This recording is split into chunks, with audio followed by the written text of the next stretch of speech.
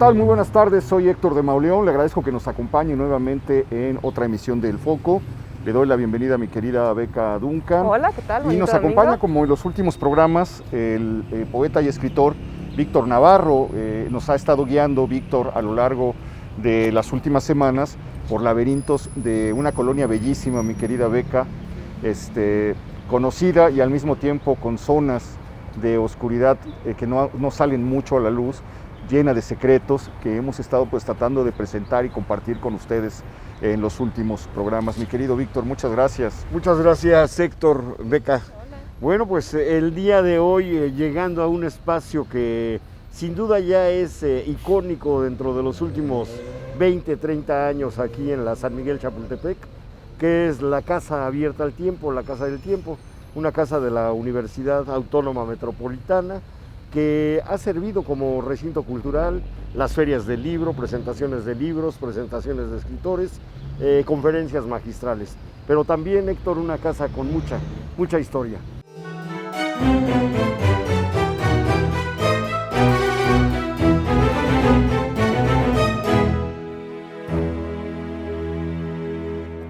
Sí, así es.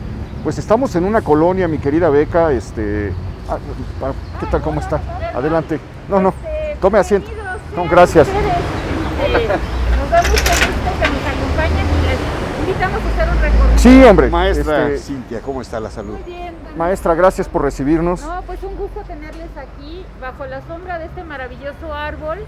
Es un árbol que plantó su dueño, don Ezequiel Padilla. Es un Oreopanax calapensis y es un árbol pues que tiene más de 80 años, dándonos una buena sombra y recibiéndonos siempre. Dando una sombra bellísima. Estamos a un costado de una avenida que es un caos, maestra.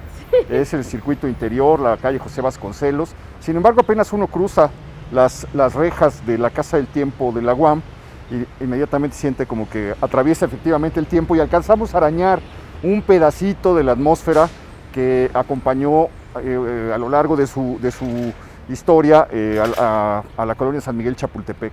Estábamos preguntándonos, antes de comenzar el programa, maestra, si es cierto que esta casa fue construida para Concha Lombardo, la mujer del presidente Miguel Miramón, o forma parte de esas leyendas desperdigadas. Pues, sí existe la referencia.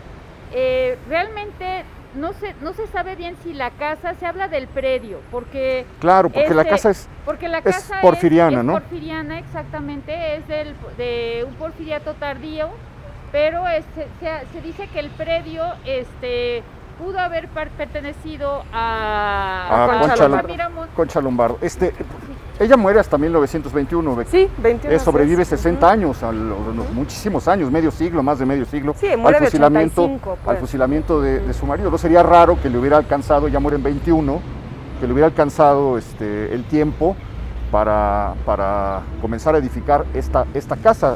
La verdad es que lo que sí puede ser es que formara parte de los terrenos, ya que ella había pasado momentos de su infancia y de su juventud precisamente entre la zona de Tacubaya. Es uno de los lugares por los que transcurrió su vida. Pero bueno, lo que tenemos seguro es que esta vieja casa porfiriana, por ahí de los años 40, la compra una persona que es considerado el orador más brillante que ha habido en México, por Salvador Novo, ¿no? Que es Ezequiel Padilla. Sí, Padilla, además, muy cercano a Calles, Padilla, pero también hay que recordarlo como diplomático. Secretario de Relaciones, ¿no? Sí, secretario de Relaciones, así es, y como secretario de Relaciones hizo algo importantísimo, que es firmar la Carta de las Naciones Unidas. Él es quien adscribe a México a las Naciones Unidas, y bueno, eso creo que es algo que siempre habría que reconocerle a Padilla. Muy bien, pues vamos entrando a la Casa del Tiempo. Es un lugar de una belleza impresionante. Sí tiene todos los datos que nos ayudan a remitirnos a un momento de México, pero es significativa porque, siendo una mansión porfiriana, le toca albergar a los nuevos cachorros de la revolución, a la nueva generación que emerge de la revolución y se queda con el poder en México, y de algún modo pues se encima en las estructuras de ese viejo México para iniciar el proyecto al que ellos estaban encaminados. Un ejemplo de lo que ha sido la historia, ¿no, Beca, Héctor? Esa transformación continua con los movimientos sociales pues del inicio del siglo pasado hasta los años 30, 40. Sí, bueno, y como también lo vemos en muchas colonias, ¿no? La Roma quizás sería un ejemplo pues más conocido, estas colonias porfirianas que terminan siendo, como bien dices, habitadas por la nueva élite, ¿no? Se va una élite y llega una nueva, y eso pues es lo que sucede. Los aquí. Cachorros revolucionarios, decías, ¿no? Así es. ¿Qué nos puede decir de este espacio, maestra, en el que nos encontramos? Este espacio es, el Salón Vitrales era el espacio del comedor, digamos, pero en la actualidad tiene una acústica privilegiada y hemos tenido aquí ensambles vocales del Sistema Nacional de Fomento Musical y sienten que están, cuando ellos cantan a capela, es un canto que se hace en las capillas, dicen que esta acústica les hace sentido porque se puede dar estos recitales de música sacra en este espacio que es ahora un centro cultural universitario, pero que precisamente, como lo menciona usted, al cruzar el umbral de la calle hacia la casa, pero también al interior de la casa, se produce siempre un efecto de sorpresa. De atravesar una frontera. De atravesar una frontera y de habitar los espacios de una forma diferente, que creo que eso es lo que tratamos o lo que aspiramos en las universidades siempre, es que seamos estos espacios de transformación en donde podamos crear a través de una lectura de una poesía, la presentación de un libro, un concierto, una experiencia memorable.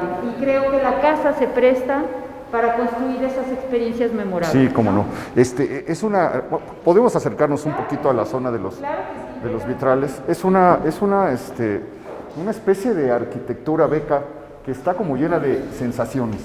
Sí, fíjate que es muy interesante, todos los detalles que tiene la casa están perfectamente en armonía, y esto era muy importante en esa época, ¿no? Hay que pensar que empieza a surgir este concepto en la arquitectura de la obra de arte total, entonces esto desde finales del siglo XIX, entonces hay esta idea de que absolutamente todos los detalles tienen que tener la misma decoración, tienen que funcionar perfectamente unos con otros, todo en el mismo estilo. Vemos aquí el claro estilo ecléctico del porfiriato, pero con algunos elementos de los estilos que empiezan a estar de moda a finales del siglo XIX, un estilo como muy napoleónico del tercer imperio en algunos de los detalles, y aquí el Art Nouveau también presente, ¿no? Y el concepto del espacio, ¿no? Yo creo que es importantísimo ver el concepto del espacio que en esos mediados del siglo pasado se tenía, principios del siglo pasado, ¿no? Espacios amplios y llenos de una posibilidad realmente de vida, de expansión, de que el espíritu viajara libremente entre una atmósfera, como dices, de una combinatoria de diferentes estilos, pero yo creo que esa pasibilidad de las haciendas del siglo XIX se llega a respirar. Claro, y bueno, esto es interesante la diferencia en ese sentido entre este espacio y el otro. Nos comentaba maestra que esto era el comedor, ¿no? Es probable que esto fuera una especie de desayunador, que en esa época les llamaban cuarto de sol, y era muy común, sobre todo en las casas de verano, en las casas que estaban a las afueras de la ciudad, un espacio donde se podía estar en contacto con la naturaleza. Habría que imaginar que las ventanas abrías todas las ventanas. Exactamente, probablemente había plantas decorativas en este espacio también. O sea, se puede ver que había una salida por acá, digamos. Sí, claro. Y lo que sí tiene este espacio, ahorita es muy temprano para poderlo percibir, pero como a las 12:30, 1, dependiendo de la estación del año, entra la luz y da una iluminación extraordinaria. Muy especial. Lo ve usted muy bien, maestra, esto es una puerta. Sí, aquí tendría que haber unos peldaños que conducían a un jardín. A un jardín que quedó probablemente cercenado tras la construcción del edificio de atrás. Y seguramente las casas de servicio es eso que estamos viendo aquí al fondo, ¿no? Esa sería como la casa de servicio. Sí, exacto. Y bueno, parece que la casa de al lado tenía algo, porque son similares algunos aspectos de la construcción. Se ve que se cortó después el predio para... Se cortó después para venderlo. Esto tendría que dar a un jardín amplio, lleno de cosas. ¿Hay algún dato sobre el arquitecto que hizo esta casa? No, lo que estuvo aquí el arquitecto Salvador Aceves, y él lo que nos dijo es que en esta casa hubo arquitecto. Él estaba mirando las proporciones y dijo que por el diseño, digamos, de los espacios, hubo arquitecto. Yo le pregunté a él, pues, ¿usted de qué época podría decir? Dijo, es un porfiriato tardío, ¿no? Y pues les puedo abrir la librería si gustan. Sí, por favor, sí. Es una belleza, y además los tomos o los ejemplares que uno puede encontrar aquí son sorprendentes y maravillosos, proceden de investigaciones muy diversas sobre distintas materias. Pues los invito a que pasemos a la librería. Es uno de los espacios más bonitos de la casa. Tiene un trabajo de yesería muy bonito, y pues definitivamente con todos los libros que publicamos aquí, aquí se reúne el material que saca no solamente la Coordinación General de Difusión, sino de todas las unidades, y pues se reúnen y tenemos mucha gente viene a nuestra librería. No, pero es que entrando empieza uno a encontrar, bueno, están parte de los diarios de Alfonso Reyes. Pues esto es una cosa que valdría mucho la pena tener tiempo de acercarse y leer esto. Además, qué maravilla, el diario íntimo de una mujer que lo escribió entre 1895 y 1928, editado aquí por la UAM. Podemos dar la vuelta y pues de verdad es que siempre que entra uno a esta librería encuentra algo que ya no se le sale de la cabeza hasta que le cierra la última página, ¿no? Sí, pues decirles eso, que nuestra librería ahorita digamos, porque estamos retornando a lo presencial, pues están todavía acomodándose algunas cosas, pero da servicio de las 11 a las 3 de lunes a viernes. Está abierta al público en general, y pues nos va a dar mucho gusto. Qué interesante está esto, ¿eh? Que vengan, sí. Mujer, etiqueta y cárcel, cuerpos invisibles, placeres negados, mujeres y ciudadanía en México. Sí, estudios de género, ¿no? Sí, es que la UAM Xochimilco fue pionera, digamos, junto con los estudios de la mujer. O sea, tiene ya más de 30 años la maestría de estudios de la mujer, y ahora recientemente abrieron un doctorado, pero también tenemos cuestiones de urbanismo, de diseño, hay historiografía. Este libro es muy importante, es sobre Simón Rodríguez, un tipógrafo que fue maestro de Simón Bolívar. Entonces, digamos, con toda esta pues tradición del pensamiento. Mire qué bonito título me acabo de encontrar: Ciudad y Memoria, literatura, música y radio en la Ciudad de México. Maravilloso. Maravilloso, ¿no? Tu mero mole.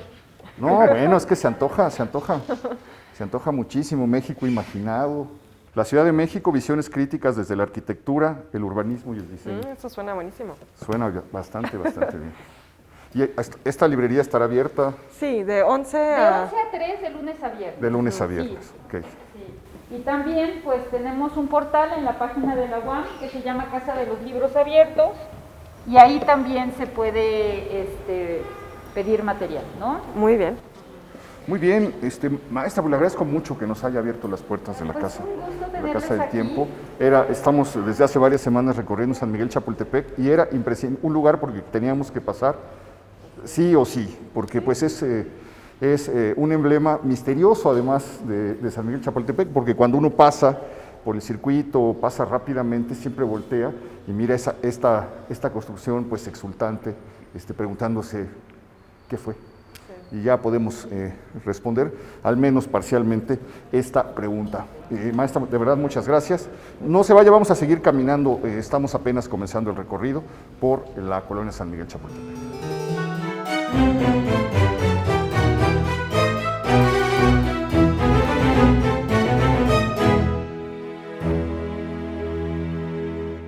Bueno, pues caminamos por la calle de José María Tornel, vamos a dar vuelta en Rafael Rebollar. Estamos en una colonia, los nombres de las calles son de gobernadores de distintos estados de la República.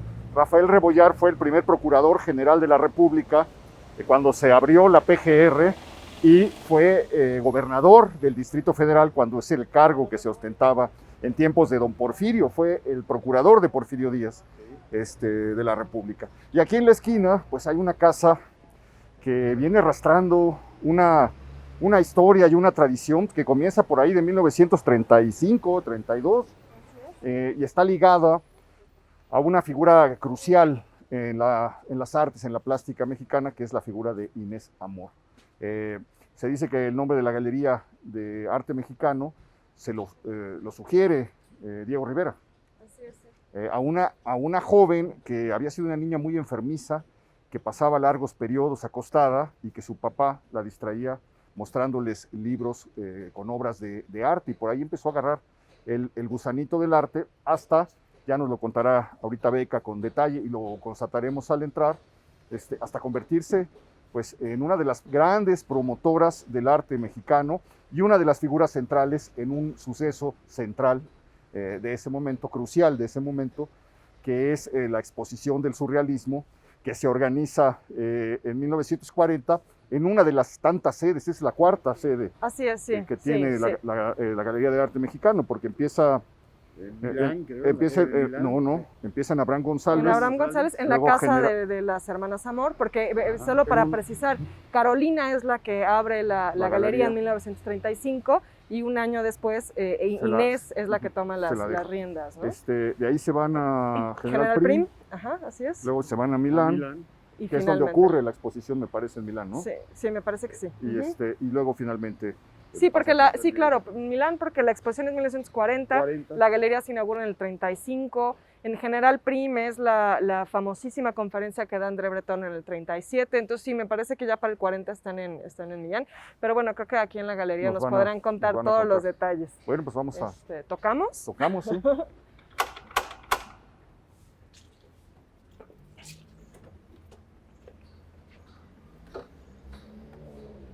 Hola. Hola. Buenos días, con permiso. Hola. Hola, buenos días. Juan. Buenos días. Muchas gracias por recibirnos. Sí, sin duda. Estábamos tratando de trazar un poquito la historia de la galería. ¿Qué nos podrías contar sobre este espacio? Pues no es el mismo espacio que donde empezó la galería, pero es la galería más antigua de México. La inició Carolina Amor. Después Inés Amor como que retoma un poco y se queda con la galería finalmente, y es una de las galerías que ha trabajado con los artistas del arte moderno mexicano más importantes que hemos tenido. Sí, claro.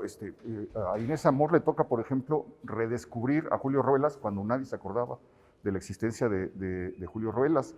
Le dan a la gráfica una importancia que antes difícilmente había tenido, es solamente uno de los legados. Bueno, y lo que es importante mencionar es que la historia de la galería, como bien nos comenta Juan, es la galería, digamos, la galería comercial, ¿no? más antigua, en un momento en el que era importante abrir esos espacios al mercado del arte, porque los artistas solo podían vivir, digamos, de las comisiones que le hacía el gobierno, ¿no? El Estado era un gran promotor del arte, desde luego.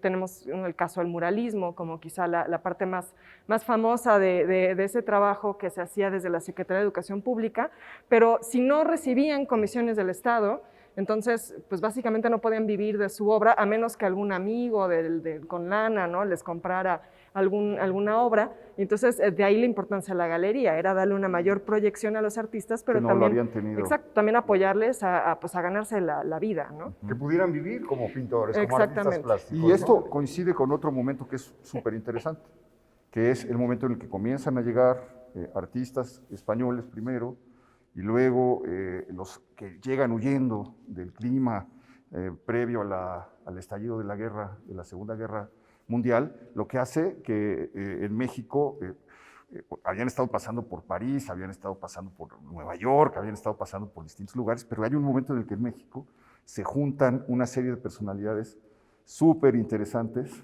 que ayudan a darle forma a todo lo que ocurre aquí. Pues Leonora Carrington Así es. Sí. es una de estas figuras. Wolfgang Pahlen, que es el gran impulsor de la exposición Sí, surrealista. totalmente. ¿No? Bueno, Juan, ¿qué nos puedes contar un poco de Pues la justo relación de la galería con esto? es muy interesante en ese sentido de lo que estaban hablando. Al momento en el que empieza la galería un poco, Inés se da cuenta de eso, de que no hay un gran conocimiento de los artistas mexicanos en el extranjero, ni tampoco aprecio en los compradores de los artistas en México. En México se acostumbraba muchísimo más a comprar paisajes afrancesados, candelabros, etc.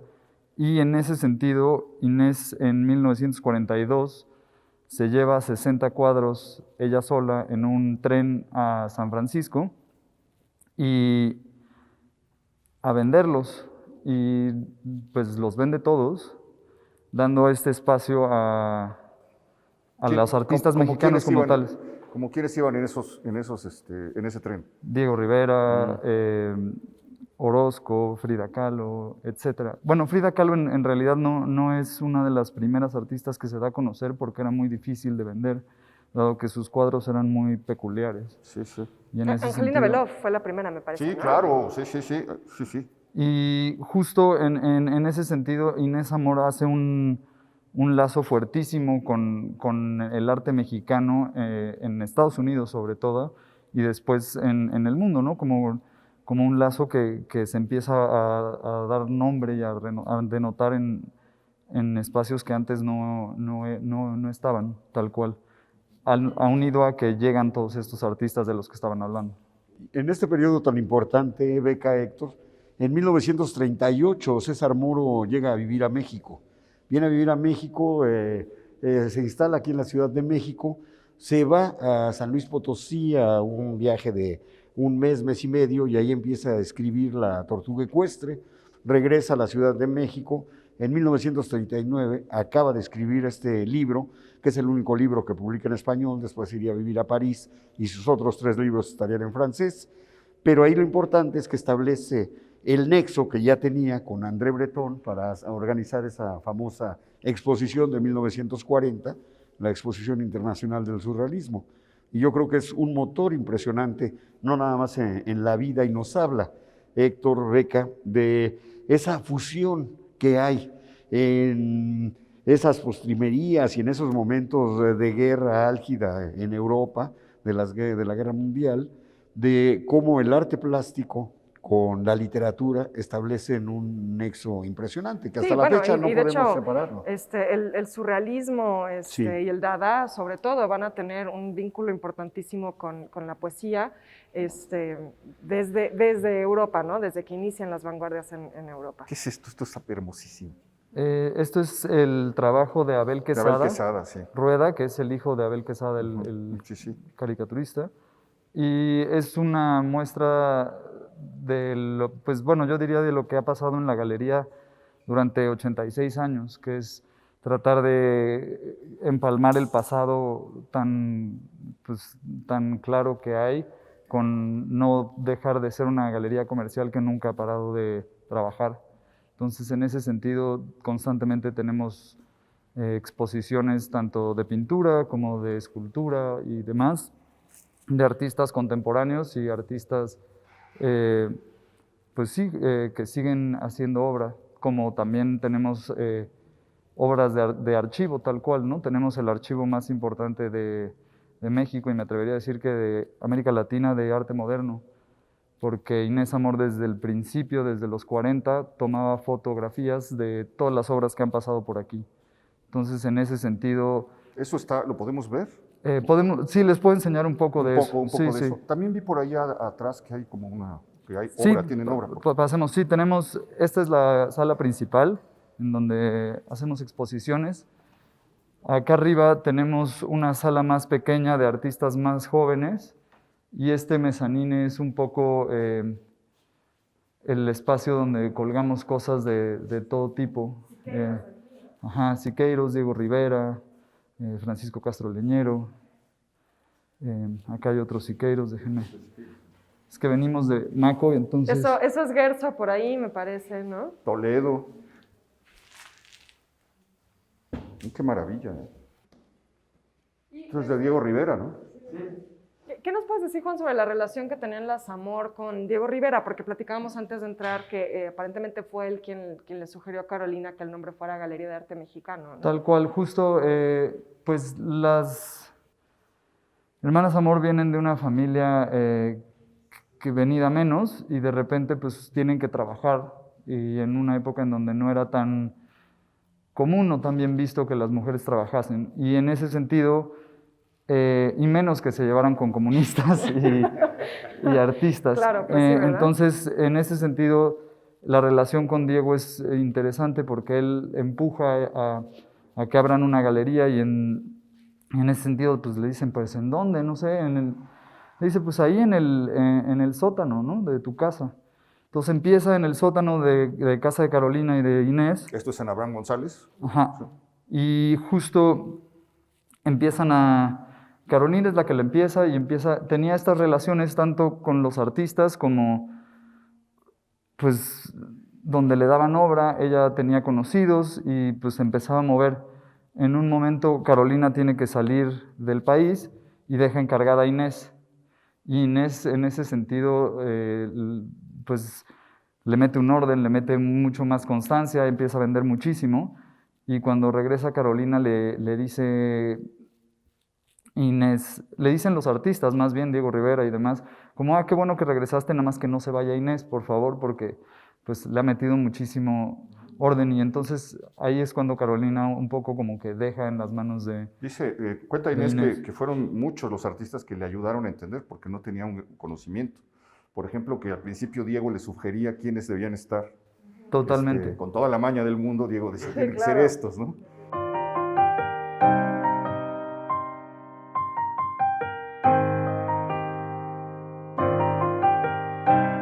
Digamos, aquí están continuando ustedes la tradición de la galería. Sí, tal cual. Yo soy la tercera generación, es decir, la hija de Inés Zamor, que es mi tía, Mariana Pérez Zamor, fue la segunda generación y yo soy la tercera generación, digamos, que estamos tratando de mantener esto. ¿Por qué nos platicas un poquito lo que vemos aquí? Aquí es una exposición de pintura que hemos traído artistas jóvenes y pues no tan renombrados, que están empezando de alguna manera. ¿Como emergentes? Emergentes, que hemos hecho una exposición individual de cada uno de los artistas, son 5 artistas, está Lucía Vidales, Rafael Uriegas, Iván Krasoyevich, Jonathan Miralda y Cristian Camacho. Y aquí hay un poco de la muestra de esta exposición colectiva, tiene obras de cada uno de ellos.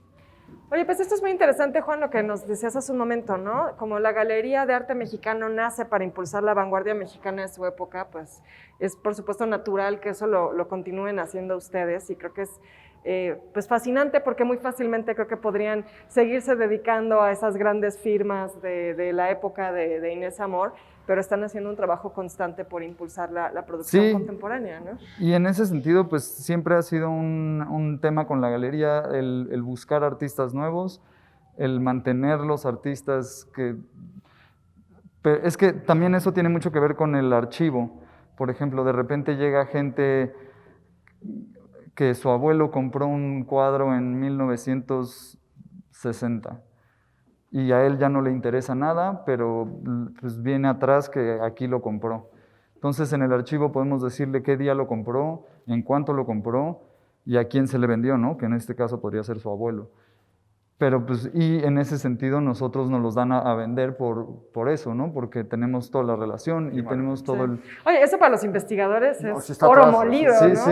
sí. Tal A ver, vamos a ver qué hay por Sí, aquí. por favor. ¿Podemos ver cosas del archivo? Sí, Lo que salga por ahí, ahorita si quieres bajamos y les enseño un poco el archivo con el que trabajamos. Oye, Juan, y otro personaje de ese primer momento de la Galería de Arte Mexicano que apoyó mucho fue Juan O'Gorman, ¿no? Me parece que él ayudó a Carolina a adaptar la casa para que pudiera ser galería. La primer casa en donde se mueven del sótano, se mueven a la calle de Milán, número 18, en donde un día Diego Rivera le dice a Inés, oye, Inésita, ya te encontré una casa perfecta para la galería. él acababa de hacer los murales de Pani y los necesitaba guardar. Entonces, era un poco un plan con maña porque cabían perfecto en la Qué casa. raro en él, ¿verdad? ¿Esa es qué? ¿La de General Prim? La de Milán, Es ¿no? Milán. Milán Ok. número 18. Ajá, sí, sí. Y ahí es donde está la galería casi 30 años. O sea, es decir, él le dice, encontré el lugar perfecto. Encontré y es el lugar Milán, perfecto, que es en Milán, que para es una meter los casa murales que le habían perfecta, quitado del- tiene un patio enorme en donde caben mis murales, entonces podemos ponerlos ahí permanentemente hasta que yo los mueva. Y ahí es donde la galería pues empieza sus primeros años, es donde es la exposición surrealista, para la cual Inés le pide a Frida que haga las 2 Fridas y le tuerce la mano al gobierno para que las compre. Porque no, en ese momento Frida era muy difícil de vender porque no era Sí, para sí. nada tan reconocida como ahora. Claro. Y entonces O'Gorman hace la adaptación de esa casa. Ajá, de esa casa, Ah, exactamente. muy bien, muy bien. Sí, pásenle, les enseño un poco del archivo. Un poco como está aquí, son las fotos que se tomaron en su momento con el nombre del cuadro y en algunos casos, si había vendido, pues quién lo compró, ¿no? Entonces, miren, les puedo mostrar uno de Leonora Carrington. El estado del archivo es este porque como se usa mucho, hacemos algo que se llama constancia de opinión, en donde vienen a preguntarnos si un cuadro es bueno o no, y solo podemos dar en base al archivo, ¿no? Pero es el archivo más amplio que tiene la Ciudad de México, definitivamente. Entonces viene el negativo, que es tal cual. Ah, ok. Es del cuadro. Ajá, que se tomaban en blanco y negro en ese momento. Claro. Y pues se imprimían las fotos, ¿no? Entonces en ese sentido tenemos pues sin fin de fotos de todos los artistas y están numerados y catalogados. Leonora Carrington, The Burning of Bruno, óleo sobre tela, las medidas y quién lo compró, ¿no? David en su momento, porque evidentemente después los cuadros Claro, pasan de esta pasan persona a por otra otras sin pasar manos. por nosotros, pero lo que sí es muy interesante es que muchísimas veces los cuadros sí regresan, ¿no? Te iba a preguntar, sí vuelve el objeto al lugar donde salió. Muchísimas veces nos toca revender otra vez el cuadro que vendimos en 1960 o en 30, 40 años 1900, sí. después. Muere el que lo compró y los descendientes pues, ya Sí. no les importa, no va con su Eso es gusto, lo que pasa no va con su normalmente. sensibilidad y lo saca. Lo que pasa normalmente es que llegan los nietos y ellos ya no tienen interés ni en el arte, ni saben quién es Leonora Carrington. Pero sí en el dinero. Sí. Lo más extraño que ha pasado Saben en que ese vale, sentido, exacto. Les muestro. oye, lo más Pues- extraño que ha pasado en ese sentido, ¿recuerdas alguna historia? Para mí ha sido muy interesante en ese sentido porque he conocido a Inés Amor, mi abuela, a través de las cartas. Entonces también otra parte del archivo son, nada más les muestro un poquito, no voy a sacarlas, pero son todas las cartas que se han escrito, o sea, los folders, catálogos, O sea, de todas las exposiciones. de que todas se han las hecho, exposiciones todo. que se han hecho. Y arriba tenemos las cartas que son, Inés guardaba un facsímil de lo que ella escribía y guardaba la carta que le llegaba. Entonces la correspondencia está completa, de ida y vuelta. Entonces en ese sentido, pues las relaciones... ¿Se ha hecho algún libro sobre esa, con Sí, esa hay un libro que se correspondencia? llama Historia y Testimonio, de la galería, y yo creo que para los 100 años vamos a hacer otro. Estamos tratando de digitalizar y salvaguardar todo el archivo para que se pueda investigar y también para que los artistas puedan hacer algo a través de ello.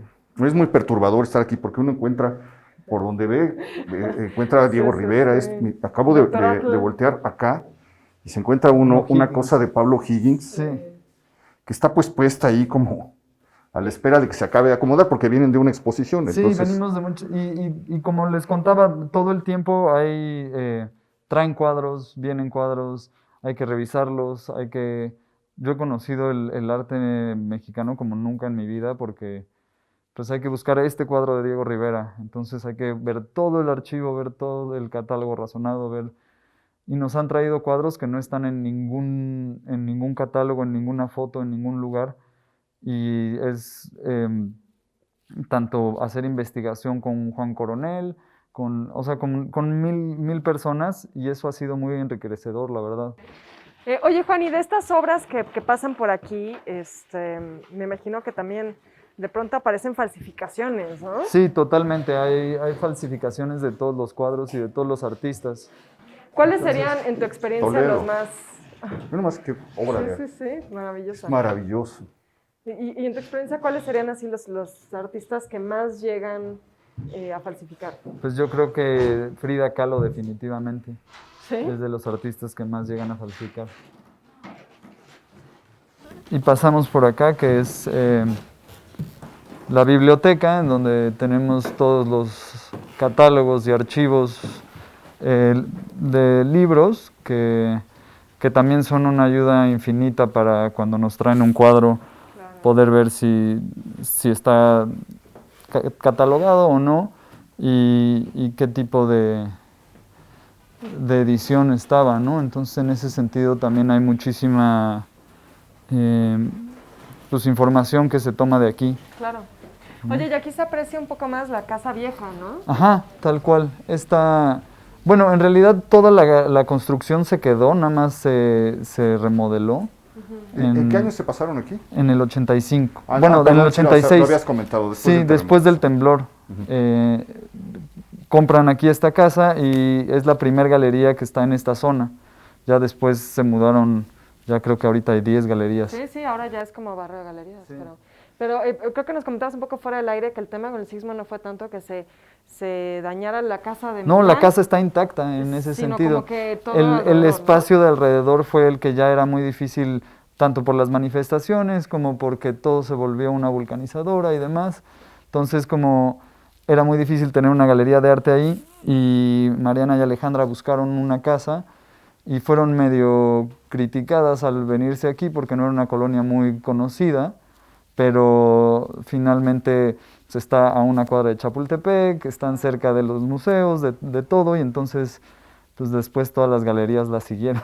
Sí, ya fue punta de lanza, Ajá, ¿no? entonces en ese sentido, y la casa es tan bonita porque los techos altos se mantuvieron, como en ese sentido la estructura de la casa se mantuvo y nada más fue remodelada.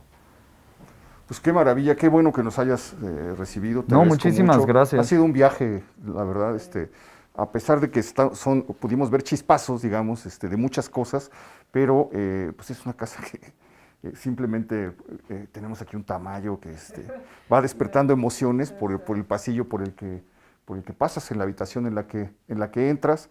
Ya me imagino el archivo hacer una cosa. Sí, te digo, es un sinfín de información que espero eventualmente podamos tener digitalizado. Sí. Oye, Juan, ¿y hay manera de visitarlo para el público que nos ve? ¿Se pide cita? ¿Pueden venir? No, estamos abiertos de lunes a viernes, de 11 de la mañana a 6 de la tarde, y los viernes de 11 de la mañana a 3 de la tarde. Y pueden venir, tenemos normalmente 2 exposiciones. Y estamos abiertos al público. Rafael Rebollar, 43. Rafael Rebollar, 43. Oye, pues Juan, muchísimas gracias. Muchísimas Encantado, gracias. Te agradezco muchísimo. Que estén muy bien. Juan. Gracias. Oye, Mucho Juan, y gusto. para terminar, un artista joven que cree que desconocido, ¿cómo puede hacer? ¿A quién se acerca aquí en la casa? Normalmente hay un comité curatorial que está todo el tiempo pendiente de las exposiciones jóvenes, de todo lo que está pasando en el mundo del arte. No necesariamente recibimos portafolios, ni mucho menos, sino más bien nosotros buscamos a los artistas. Tienen sus cazatalentos, ¿no? Tal cual, tal cual. Algo así. Estamos Muy al bien. pendiente. Muchísimas gracias. Gracias, No, Juan. muchísimas gracias, qué bueno que Vamos vinieron. a seguir caminando por San Miguel Chapultepec. No se vaya, todavía tenemos cosas que ver. Gracias.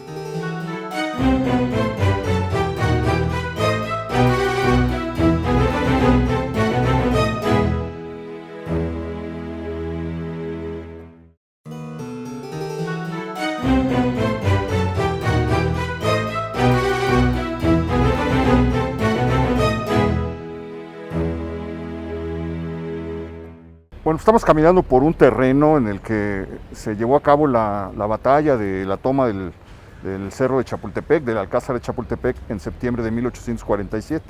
Un terreno que se llenó de cadáveres y que ha acompañado también con las historias fantasmales, muchas de las cuales se siguen contando. Hay un cuento fantástico de Héctor Aguilar Camín, un vecino de San Miguel Chapultepec, que se llama El fantasma de Gelati, y que habla acerca de, pues, estos relatos del barrio, de que todavía por algunas casas, en algunos lugares, se veía la sombra de los militares deambulando, o de un militar deambulando. Estamos caminando en la calle de Antonio León, General Antonio León, y llegamos a la siguiente estación de nuestro recorrido. Qué bonita y qué antigua esta casa que tenemos aquí.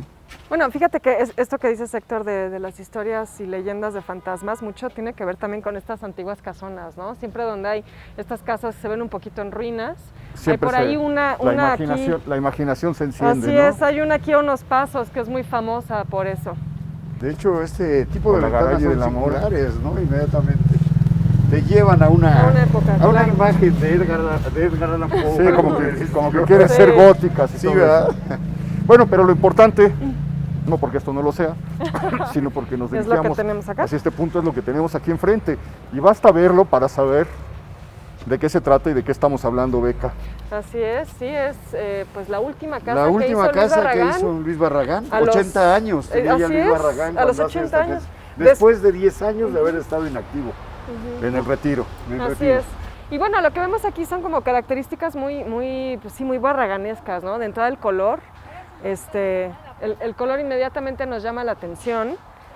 Y es importante decir que en esta casa colabora con Chucho Reyes, Claro. y es Chucho Reyes quien le va marcando la pauta de la paleta. Chucho Reyes, pues el pintor El autor famoso de los gallos de en, los gallos, en así este es. papel de China, Así con es. uso de oro, etcétera. Sí, y bueno, Luis Barragán decía que le gustaba mucho el trabajo de Chucho Reyes porque eran los colores de los mercados, los colores del mundo popular. Y lo que también es interesante aquí es que si bien el color llama mucho la atención, algo Parece un algodón de azúcar, ¿no? Sí, pero algo que para Barragán va a ser muy importante es que las casas no rompan con el entorno urbano en el que se encuentran. No es un arquitecto que va a hacer algo, que las formas o que la altura vayan a romper mucho con el ambiente, sino que trata que de alguna manera se fusionen, ¿no? Con la calle, con las otras construcciones. Pues ya estamos Y viendo eso una es mezcla de muy texturas interesante. desde la entrada, ¿no? Sí, Materiales y así texturas. es, la madera, que va a ser un material que también va a usar mucho, la piedra y bueno, este acabado que también nos habla mucho desde su época, ¿no? Y La por casa cierto, Aguilardi. La casa Aguilardi, así es. Cuentan que lo convenció, no sé si esto sea cierto, ya después de 10 años de retiro, como nos contaba Víctor, que cuando le hacen el proyecto encuentra una jacaranda dentro y comienza a imaginar lo que se podría hacer jugando alrededor de la jacaranda, todavía está la jacaranda en el interior, y esto es lo que lo decide a hacer esta residencia con una alberca interior. Sí. Con unos pasillos en donde los juegos de luz se van moviendo y al mismo tiempo se va creando como algo muy propio de él, una sensación, una especie de intimidad. Y que en el transcurso del día va cambiando, la luz en el moverse del sol va cambiando también. Y con los Le da esa colores y característica las- con los colores. Y bueno, es que no hay que olvidar que Luis Barragán fue muy cercano a Matías Geritz, trabajó mucho con Matías Geritz. Y esto es importante porque Matías Geritz es quien trae un concepto a México, que es el de la arquitectura emocional. Él hablaba mucho de precisamente esta idea donde el espacio se vuelve algo que es más bien afectivo, ¿no? No solo es visual, te hace sentir algo. Y cuando atraviesas el espacio es casi como si estuvieras atravesando una obra de arte, Claro. y entonces juega mucho con lo sensorial. Pues sí, a partir del trabajo con Geritz, y también el color va a ser una de las cosas Oye, que va a a trabajar través con de la Geritz. arquitectura una especie de dignificación de ti mismo, del ser humano, de la persona. El que el espacio sea algo que te lleve a estar, tú dices, dentro de una obra de arte. Así es. Y yo creo que quien vive en una casa de Luis Barragán o vivió en la casa de Luis Barragán era estar viviendo en una obra de arte. Como lo hizo para él mismo, ¿no? Sería que contamos que los espacios que él hizo y donde él vivió en su casa de estudio ahora, pues eran eso, ¿no? Yo creo que el primer experimento arquitectónico fue con él mismo para pensar en qué espacio podía estar desarrollándose él como artista. Bueno, es cierto, sí, su casa, su famosísima casa estudio está también aquí en la alcaldía Miguel Hidalgo, un espacio famosísimo, Patrimonio de la Humanidad, por cierto, la casa de Luis Barragán. Y también es importante al hablar de Barragán mencionar que es el primer y hasta ahorita único mexicano en ganar un premio Pritzker, que es pues el máximo galardón Sí. que se le da a los arquitectos a nivel mundial. Oye, y estamos frente a una casa, pues ya casi estamos a punto de concluir nuestro recorrido, pero que nos ayuda a imaginar los orígenes o los años tempranos de San Miguel Chapultepec, este caserón que se encuentra aquí frente a nosotros y que nos ayuda también a tratar de imaginar pues, cómo sería vivir en 1920, 1930. ¿De qué año será esto, Beca? Yo me imagino que sí, quizá muy tarde en el Porfiriato o muy temprano después de la Revolución. Finales de los 10, Finales 20, de los 10, así es. etcétera. ¿Cómo muy sería principios de los vivir 20. frente al bosque de Chapultepec? Y casi en el bosque, ¿eh? Me imagino que Bueno, no, con es que el ya bosque- no era avenida, era con una el bosque pequeña como tu calle. jardín, No había ¿no? rejas, no había rejas. No había rejas. Las rejas se colocan en los 20, ¿no? Se empieza a enrejar esta parte del bosque. Entonces, el camino que llevaba a Toluca se llamaba Madereros y recibió distintos nombres. Esta avenida que hoy conocemos como Constituyentes, pero era una vereda pues, que llevaba al Panteón de Dolores y luego, si uno seguía adelante, pues el camino hacia Toluca. Quedan todavía muchos ejemplos de estas residencias en San Miguel Chapultepec. Y pues con esto cerramos el recorrido por esta colonia, que ha sido, la verdad, el recorrido, mi querido Víctor, una delicia. Te agradezco muchísimo que nos hayas guiado, que nos hayas acompañado, y a ver si seguimos, ¿no? Porque cruzando Circuito Interior entramos a terrenos del Escandón, que es otra colonia que valdría muchísimo la pena recorrer, sus mercados, Y yo creo que la cercanía a un lugar como San Miguel Chapultepec, a esta colonia, y también donde estuvo la familia Escandón, ha dado pie a la construcción de muchas casas también señoriales, a residencias de artistas, de escritores. Entonces creo que Escandón también tiene una parte muy importante en la historia del siglo pasado, desde inicios del siglo pasado, la posrevolución, en ese desarrollo que ha tenido dentro de la Ciudad de México. Sí, una colonia con mucha historia que desde luego tendremos que visitar. Sí, entonces quedamos. Quedamos de Próxima vernos semana. en Escandón para la próxima emisión. Vamos a caminar por ahí a ver qué tantas cosas encontramos. Pues le agradezco muchísimo que nos haya acompañado, espero haya disfrutado este recorrido y sígasela pasando bien y nos vemos la próxima semana en El Foco. Gracias, mi querida Beca. Gracias, Héctor. Gracias, Víctor. Víctor. Pásesela bien.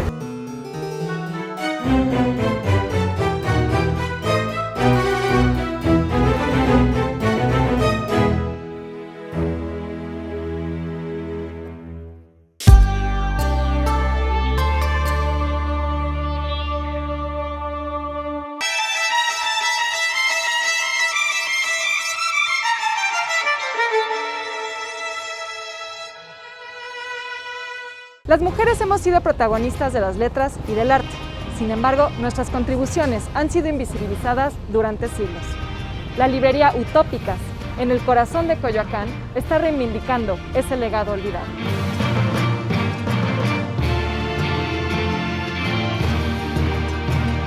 Estamos con Marta Hernández, la creadora de este maravilloso espacio.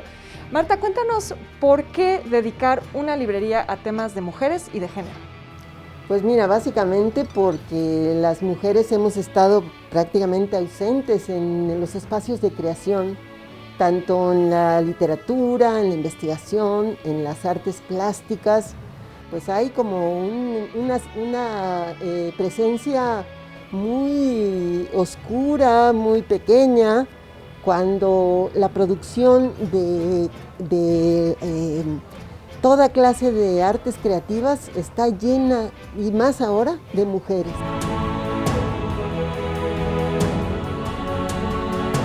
Marta, ¿cómo definirías este espacio en 5 palabras? Pues desde luego, mujeres, arte visual, literatura, creatividad, magia. Pues Marta, muchas gracias por recibirnos en Utópicas. La verdad es que es un espacio que a mí me ha entusiasmado muchísimo conocer. Bienvenidas y bienvenidos. Utópicas se encuentra en Aguayo número 37 en la planta alta. Lo pueden visitar de lunes a jueves en un horario de 11 a 8 de la noche y viernes, sábado y domingo de 11 a 9. La estación de metro más cercana es Coyoacán. No se les olvide traer su cubrebocas y guardar sana distancia.